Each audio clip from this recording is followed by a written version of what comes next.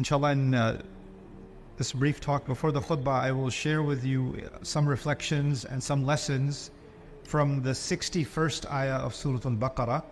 And as I continue to talk about this ayah, I think anybody who thinks about this ayah deeply will understand why it's important for us to review ayat like these at a time like this. Allah Azza wa Jal is placing this ayah in a certain context. Banu Israel have escaped Fir'aun. They got away from Fir'aun.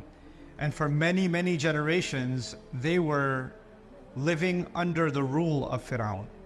So for a long time, they've lived as an occupied people with a dominant force that rules over them and treats them like slaves and keeps them like an underclass, right?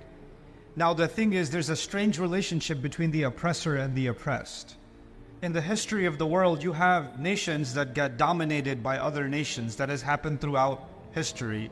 The Japanese did that to the Chinese, for example. The British did that to many parts of the world. The Dutch did it in Indonesia, etc., etc.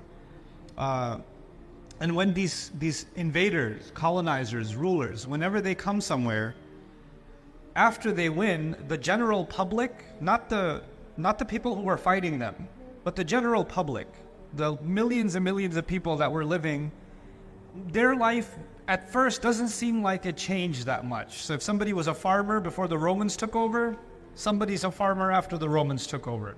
The taxes go in a different direction, but their life really didn't change all that much, other than the war.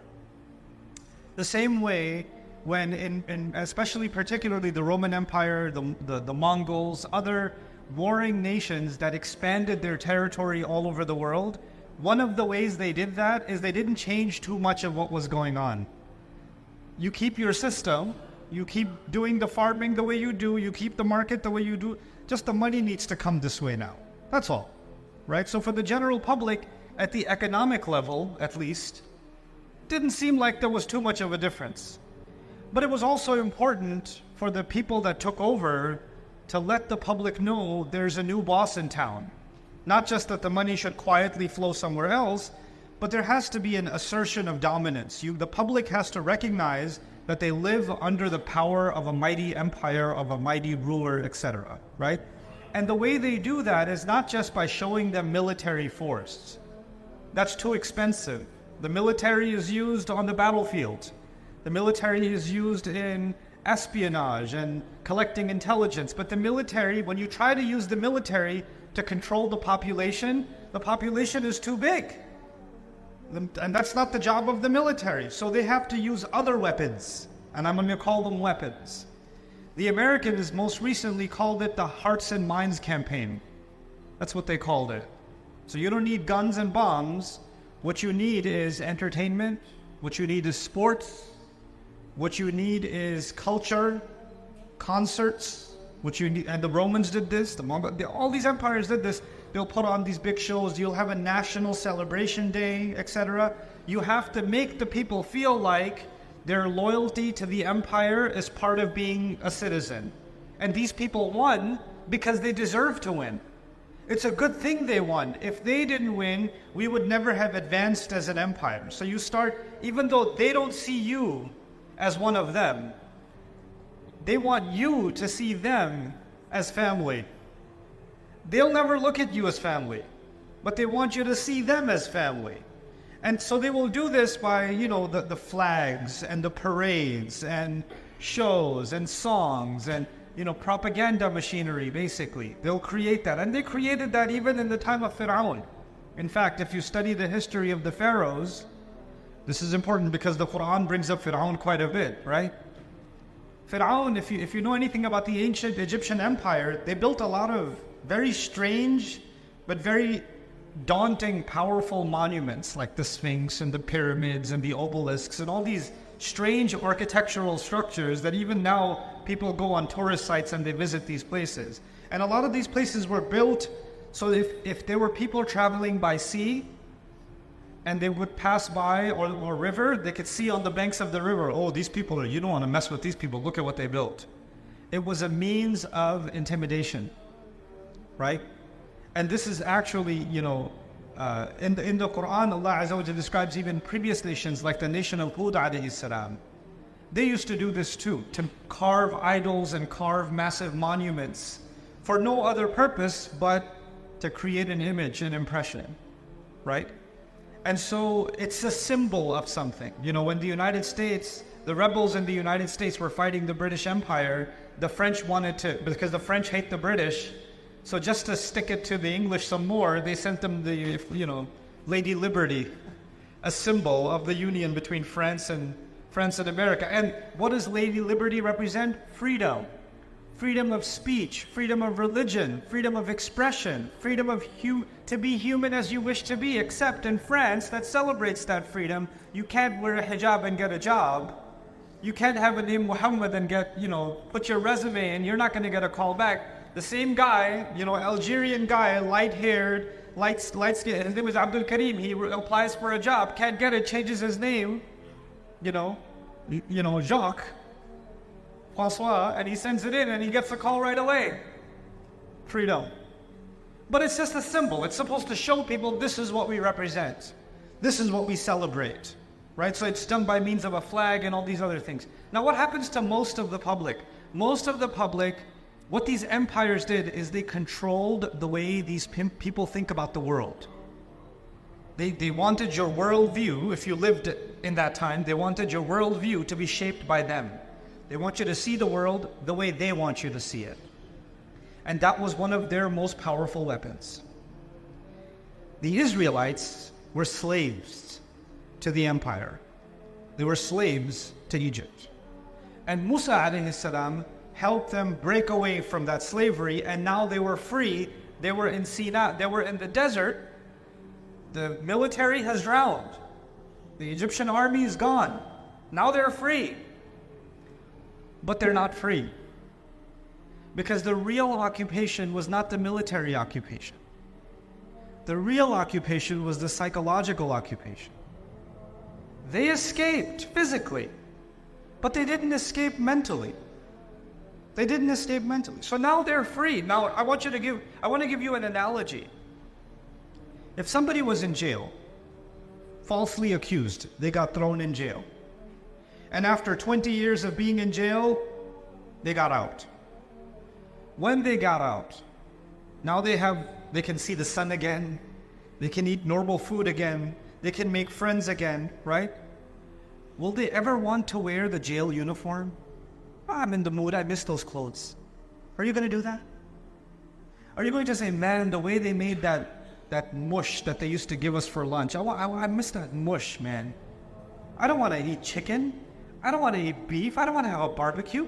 I want that old pot, that dirty pot, and I want to sit in a dark place where there's rats running around because I miss that, man. That was the life.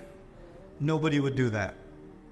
Nobody will do that. In fact, even if they saw a rat or they saw a pot that looked like the pot from the time of jail, they might get triggered. That memory might come back and they might start remembering, and they might even start crying that they remember that. The next time you see a police officer, they might have a panic inside their heart. I've lived through this. You know? They can't even drive by the old place where they used to be in prison. It reminds them of a terrible episode in their life they would rather forget. That is someone who got free and now wants to taste freedom. They want to taste freedom. Musa alayhi salam comes with them to the desert. It's a desert. It's not a garden.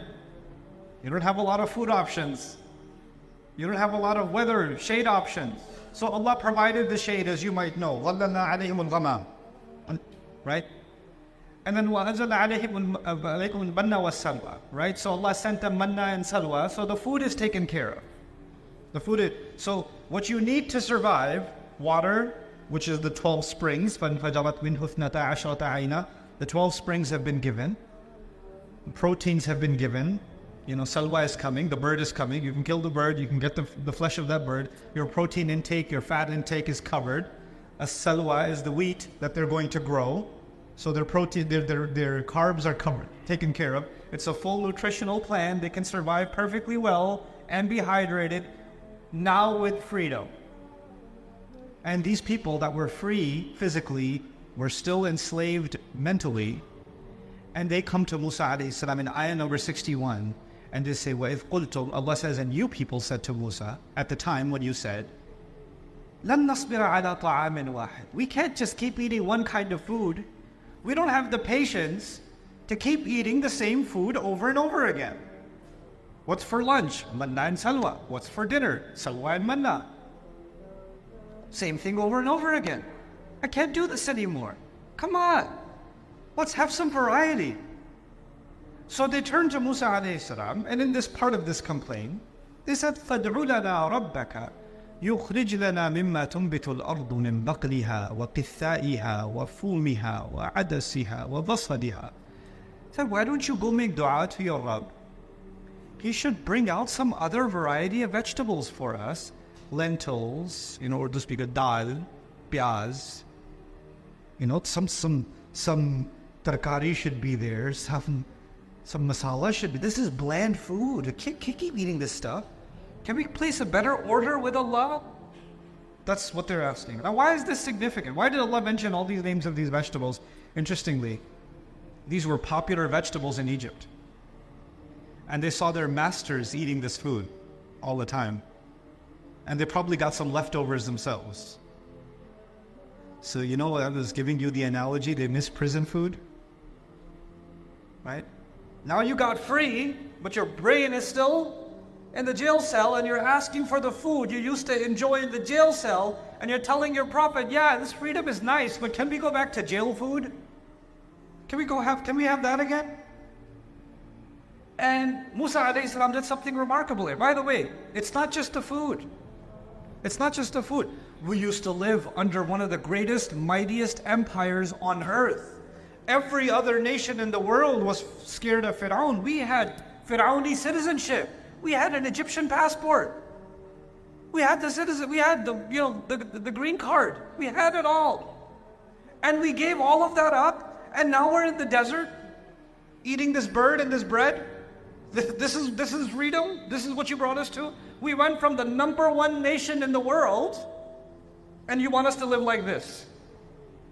You see, they were not the #1 nation in the world. They were slaves of the #1 nation in the world. But in their head, we're #1, baby! Because the slave owner wants to make you think that you're part of the empire, even though you're just the insect that they step on. You're just the insect that they step on. That's all you are. You have people that are, in American politics, for example, there are people that are crazy about Donald Trump. They're crazy about him. Christians that are more interested in Trump than Jesus. I've seen it. And these people can barely pay their electricity bill.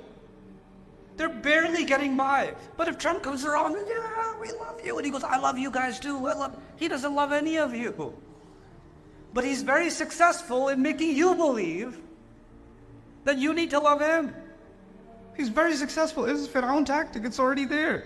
So they were enslaved. They come out and they want the same old thing. They want what the colonizer, what the owner, what the former master gave them. And Musa alayhi salam said, "Ihbitu Misran." Now the word Misran is really, it's something. Misran in the Arabic language is countryside. You could say baladan, ardan, right? You could say wadiyan, you could say any word and this would work. But Allah chose the word Misran. With a tanween on it, Misran, you can hear the noon at the end, Misran. But the word for Egypt in Arabic is Misra. Misra, without the tanween. It's mamnu' min as-sarf. So those two words are very close to each other, but they don't mean the same thing. If you say Misra or Misru, it's Egypt. If you say Misrun or Misran, it's countryside. But the word is very close. It's as if Musa alayhi salam is saying, you want to go back down into another Egypt. You want to go to a new place, but actually you want Egypt all over again. Let me tell you something interesting about where I come from. I'm originally from Pakistan. I love Pakistan. I love that entire region, actually. I love the history of that region. A book for especially the university students that are sitting here and high school students that are sitting here, the boys and the girls. I really want you to read this book, especially if you come from South Asia. If you come from India, Pakistan, Bangladesh, Afghanistan, even Sri Lanka, other parts of that region. I want you to read this book. It's called Islam and the English Enlightenment. Islam and the English Enlightenment. I really want you to read it for yourself. But I want you to let's step away from that for a moment. The British colonized India. They ruled over the Hindus, the Sikhs, the Muslims for some time. The Indians tried to fight back. The Muslims particularly tried to fight back. Didn't work for a long time. They were supposed to be the enemy, and you should hate everything about your enemy. But the enemy was very successful as teaching you that if you speak my language, you will be successful. If you dress like me, you will be more successful. If you eat like me, you will be more successful. If you talk like me, if you act like me, if you look like me, if you pretend that you are me, even though you're brown, if you pretend that you're white, you're going to get really successful. Because the British are a very small nation, if you didn't know. I've been to England many times, and you can drive across the country in a few hours. And every time I drive, most of it is farmland. One town, farmland, one town, farmland, and I look at it as, Ya Allah, these people and the entire planet, how in the world did that happen? And if you study English history, they were ready to kill each other. Their kings were ready to kill each other. And they go from there at a time when their entire military wasn't even 60, 70,000. If you want to exaggerate it, 200,000, their entire military. And the Mughal military was in the millions. Between 2 and 6 million it fluctuated. How? How did this happen? It didn't happen militarily. Something else was going on. And we need to understand how domination works. Yes, it works by military means, but there are other mechanisms, other weapons that are used. And in those weapons, even when people break free from the British, even when people fight in Algeria, they fight and kill. They get killed to get the French out of their land. They can get the French out, but there's a French that stays inside. They can get the British out, but there's a British that stays inside. And when it resides inside, now you can go to a country like Pakistan, which I love. And Pakistan has a remarkable heritage of many, many languages. Many of those languages are dying, right? And if you go to a restaurant and you speak in Urdu, then the waiter might look at you like. But if you say the same exact thing in English, on top of that, if you say it in an American accent, please, sir, this way, sir. You could conduct the experiment. I could walk into the same restaurant with a suit on, speak in English, I could go back out, change it to Shalwar Kameez, and then come back in and speak in Urdu. Completely different treatment. And this is not in America. The mistreatment is not in America. It's not happening in Canada. It's not happening in England. This is happening in the Muslim world. And it's not just Pakistan. It's happening in India, Bangladesh, Indonesia, Malaysia. It's happening in North Africa, all over the Muslim world. You know what it is? We freed ourselves. We did. But did we? Did we free ourselves? It's as if we wanted another Misr. We wanted another Misr. And the new one, for the new generation now, they're like, I was born in Canada. What are you talking about? I can't relate to any of this. Yeah. We talk to you for a second. You know who your colonizer is? Brand names. Your TV, your loyalty to your entertainment accounts. Your worship of your sports teams. This is how your new master keeps you busy. It keeps you busy with the new car that came out, the new phone release that came out, that has a camera which is exactly the same as the last camera. But for you, your life is incomplete if you don't have the newest one. You have to have it. You have to show it. You will be proud of democracy, living in a democracy that is so busy destroying democracies all over the world. But you're so proud of democracy.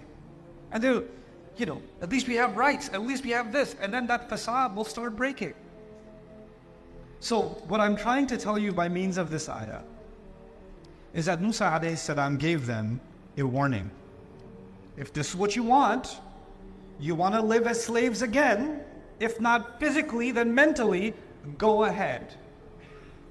Go into another Egypt. This time, it's not a Fir'aun that has to rule you. Fir'aun is already in your head and you are colonizing yourselves on autopilot. I mean, the best kind of slave is a slave you don't even have to build a prison. Save money. The slave who's a slave while he thinks he's free. The owner doesn't even have to spend any money. This is the easiest way. This is great. You know, there used to be a time before the banking systems that developed and the taxation systems that developed that the kings used to send the forces and the forces used to come and collect the money from every house, and it got smarter. They're like, this is too much. I've got to pay the soldier. I got to pay the horse. I got to pay the cart. I got to pay the travel expense. Then they got to collect the money. I lose a lot of money this way. Let's make an automated billing system so when people are riding down the highway, the toll will rob them and they won't even know, and they'll feel like they're free. The road is so nice. The view is so nice. They'll be smiling while being robbed. They'll be smiling while they'll pay taxes on their income, then they'll pay taxes when they buy a bottle of milk. Then they'll pay taxes when they're recycling that bottle of milk. Then they'll pay taxes when they buy the car and park the car and emissions from the car. We'll just keep taking their money back and they'll be smiling. You're like, this is so great. This is a much better slavery system than even Fir'aun. Fir'aun would have been proud. Fir'aun would have said, this is a real upgrade. And if you allow this, if you don't break free from at least mentally being owned, if you don't free yourself, what is the big, and I don't want to prolong this discussion, I have 4 minutes, I'll just give you one thing. Allah says, what punishment, what is the consequence of this? It's easy. There's a law in the Quran. There's multiple laws in the Quran. You guys understand the law of gravity, right? You understand laws of physics. You understand laws of combustion. You understand laws of chemistry, right? You understand laws of physiology. If you're going to eat certain things that are poisonous to the human body, your body will be affected. There are laws that govern that. There are rules in place. Allah put rules in place. You can't stick your hand into a fire. There are rules of combustion, right? There's going to be a cause and there's going to be an effect. Just like that, in the Quran, Allah gives us another kind of cause and effect that if Allah did not teach us, we would never know. Physics you can learn. Combustion you can learn. Anatomy you can learn. But there are other laws, just like those laws, with a cause and effect, that you cannot learn unless Allah teaches. وَيُعَلِّمُكُمْ مَا لَمْ تَكُونُوا تَعْلَمُونَ. He teaches you what you couldn't know yourself. Allah says, وَضُرِبَتْ عَلَيْهِمْ الذِّلَّةِ. الذِّلَّة was slapped on them, was struck on them. So I want you to understand this word, dhillah. That's all. There's more, but if you understand dhillah, kafa. بالنسبة لكفى. So Allah says these people that wanted to be mentally colonized, they were struck with dhillah. So what in the world is dhillah? It comes from the Arabic word mudallal, tariqun mudallal. When a road, people step on it a lot and it becomes smooth. Like if you live in some place where there's not a lot of pavements and things like that, there's grass and weeds and things, and people walk and walk and walk, and between the weeds there's a path that becomes smooth. And there's nothing growing on it because people step on it so much, right? That would be tariqun mudallal, sahal yani. So it becomes stepped on so much, it becomes smooth. Ha'itun dhalil. They use it for a wall. Somebody built a wall to keep their neighbor out. But if they made the wall 1 foot tall, so the guy could just hop over, this is useless, it's too short. That kind of a wall is called ha'it dhalil. It's too low. The same way baytun dhalil. They say for a house, when you're buying real estate, you want to buy real estate on top of a hill or a little bit elevation, because if it rains, the water will come down. But if you bought your house at the bottom, everybody else's problem is not there. It becomes your problem. Your house is the one that gets flooded. That's baytun dhalil in Arabic. They use this for dhul al-karam, for a necklace. In the necklace, they have these, cheap beads, but they have the pearl, or they have some expensive one that dangles at the bottom. So dulliyat ala qiduhu, the expensive ones dangle at the bottom. They're actually called dhulal, the ones that dangle at the bottom. So All these examples. And what are they, in a great lexicon of the Arabic language by Muhammad Hassan Jabal, he says, نَقْصُ إِرْتِفَاعِ الشَّيْء. When someone used to be high and it became low, that is dhaleel. Someone used to be strong, they became weak, that's dhaleel. And in the social sense, someone used to have self-respect, and now they enjoy people stepping on them and keeping them low. That's dhaleel. So what happened to Muslim cultures? Where if you pretend, there are cultures today, and I know I've visited them, I've had those conversations, Muslim cultures, where if a woman is wearing hijab, she's considered a villager, uneducated, and backwards. And the moment they act more, they want to act more American and more Western than Westerners. They don't even act that Western. Why? Because we want to feel like we're modern. We want to feel like we're modern. What's the biggest, you'll notice war-torn countries where entire, cities have been decimated. People have been destroyed. And those same people, their sense of value comes from, hey, I just bought, look at the brand of my belt. Look at these shoes. Look at this coat I got. This is where your value is coming from. The master says, buy from me, pay me taxes, and be proud of it too. How more dhaleel can one get? How more low can one get? This is not about halal and haram. I want you to understand that. This is not about tahrim. This is about self-respect. This is about self-respect. And I'll conclude with this. Every culture on earth is an extension of what was given to Adam alayhi salam. أَنزَلْنَا عَلَيْكُمْ لِبَاسًا يُوَارِي سَوْآتِكُمْ وَرِيشًا. Adam alayhi salam was told, Allah has revealed clothing to you so it covers your privates. So whether you're dressed in Bangladeshi clothes, Pakistani clothes, Afghani clothes, American clothes, Canadian clothes, British clothes, Japanese clothes, all of them were actually started by what was given to Adam alayhi salam. And Allah gave us guidelines in His book and the sunnah of His messenger sallallahu alayhi wasallam to remove ignorance from the clothes, and you can wear decent clothes while being Japanese. You can wear decent clothes while being American. You can wear decent clothes while being Chinese or any other nation. It's not the cultures that were being rejected. It was the colonization that was being rejected. It was the ruler mindset, the worship of the ruler that was being rejected. And subhanAllah, we are living in amazing, amazing times. At this time, for us to contemplate ayat like these, especially for the young generation, they have an opportunity to break the colonization that has dominated the Muslim mind for well over a century. Muslims are a very powerful force on earth. We've been sleeping for a couple of 100 years. We've had a bad season. We've just had a bad season. But that doesn't mean we're weak. We're the sleeping giant. That's what we are. But we're starting to wake up. We're starting to wake up. What's happening in Gaza isn't just opening up the eyes of the world to what's happening. What's the political reality? It's not just teaching Americans. We keep saying freedom of speech, but we don't really have it. We keep saying freedom of expression, but we don't really have it. We keep saying freedom of protest, but we don't really have it. It's not just teaching the Americans that very, very important lesson. Oh my God, they didn't think of us like slaves. They just put invisible fences. They're not just, but the Muslims are learning. What have I been worshiping? What cow did I just make and worship? Like the Israelites and their golden calf. Right? It doesn't have to be a golden calf anymore. It could be a golden logo of anything. It could be a golden Nike. It could be a golden Ferrari. Golden Chanel. All golden cows. Those are all the cows today. And all the Saudis of the world are building it. So I pray this is the beginning of something. This is the beginning of a new awakening, where we're not culturally dominated anymore. We can express ourselves and think for ourselves, and we're not loyal to anything but the truth.